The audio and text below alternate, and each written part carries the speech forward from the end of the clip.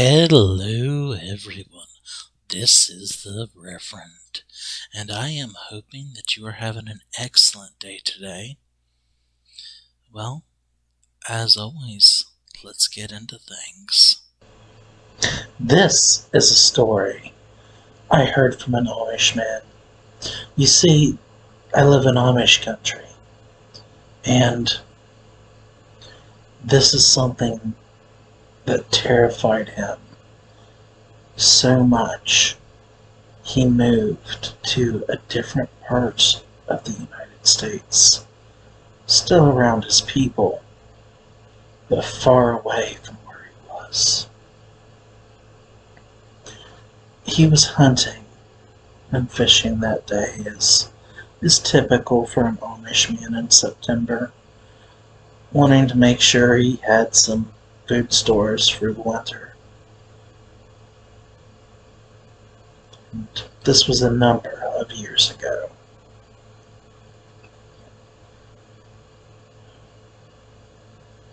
As he was going through the woods, he kept hearing something.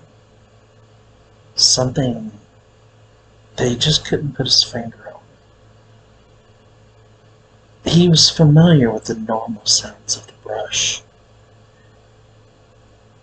He'd been around them his entire life. This was different. This was more like a person walking through the woods, trying to keep their presence hidden, failing.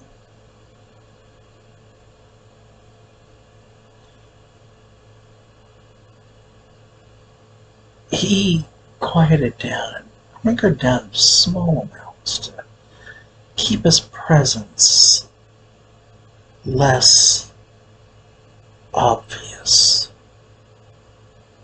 Well, a few meters ahead, probably about 100 feet, he notices something bizarre. A man in bronze-colored clothing.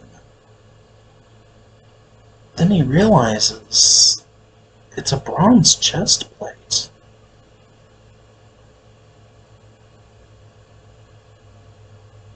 Boots, sandals, and furs.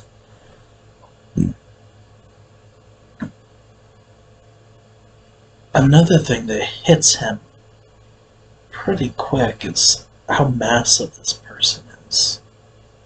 13 feet at the very least. And they have a sword on their side. A blade probably as large as the man is himself. He just keeps hunkering. He doesn't want anywhere near whatever this is.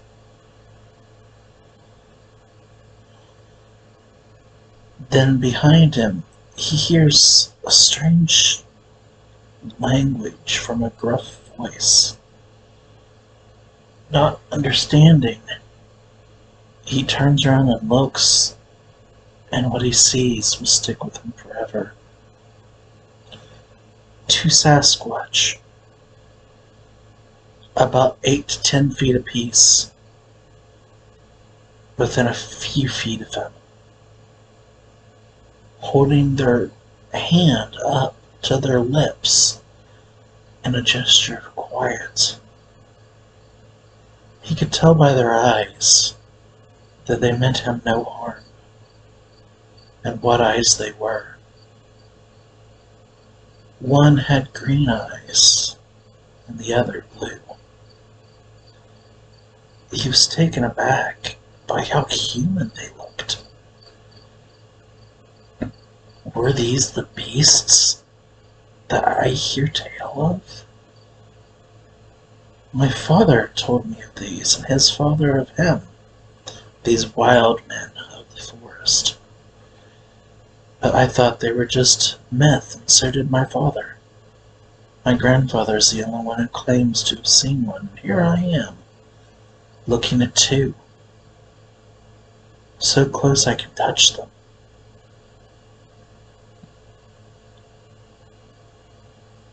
As he turns to look at the other man, he notices him looking in their direction, peering as if trying to see something.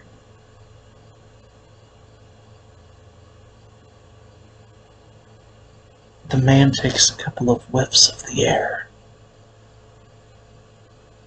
Thankfully, they're downwind.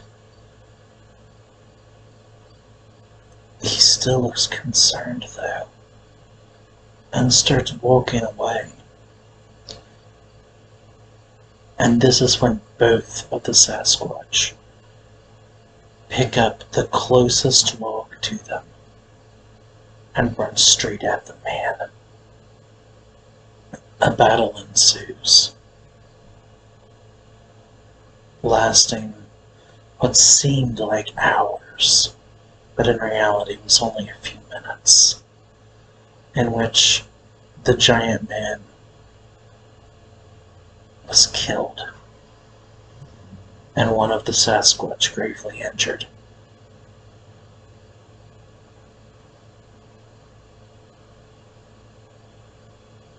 The behemoth of a creature picks up the giant man, and the covering on his head falls off. The Amish man notices bright red hair and a deformed head.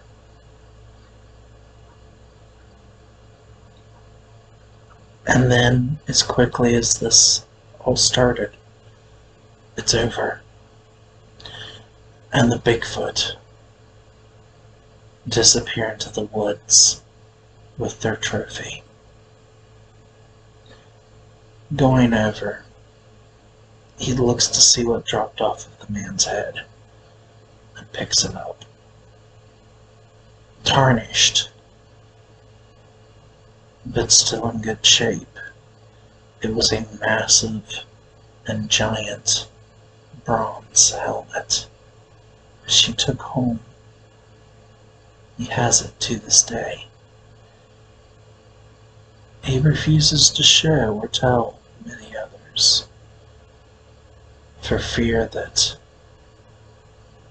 they wouldn't just go after the great men of the forest. They would also go after its defenders as well.